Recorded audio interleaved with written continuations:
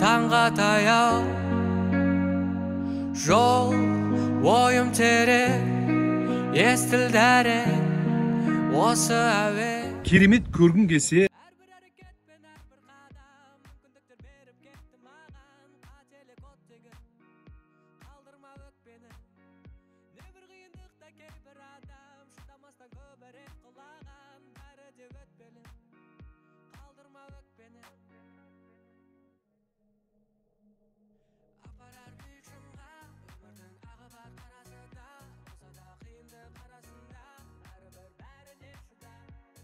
тектоникалық жер қозғалысы арқасында пайда болған дүние.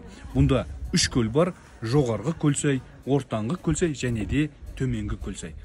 Өздеріңіз көріп отқандай, адамдар жазда да бұнда көп болады. Бұнда балық аулайды, суға шомылады, таза табиғатпен тамсанып демалады. Қыста көлге сырғанауға болады, балық аулап, осыны кеп бір табиғатпен үйлесімді болып, жән рахатмен бөлісуге болады. Сондықтан да еліміз дүние жүзін аралап жүрген қазақтар қазақтың жерін аралап, қазақтың бизнесін дамытайық.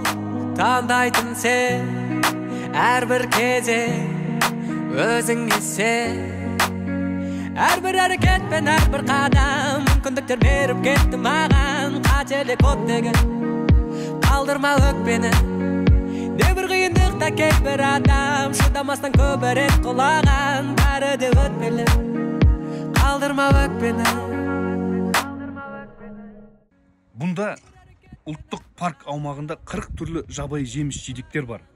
Және де 226-ға жуық жан-жануарлардың түрлері кездеседі. Және де Қазақстандағы жануарлардың 21%-ын дәл осы өңірде сіз кездестіре аласыз. Жоғарғы Көлсай көлі теңіз деңгейінен 2650 метр биіктікте орналасқан. Ұзындығы 580 метр, ені 190 метр. Көлдің жалпы аумағы 180 мың шаршы метр, тереңдігі 24 метрге дейін барады.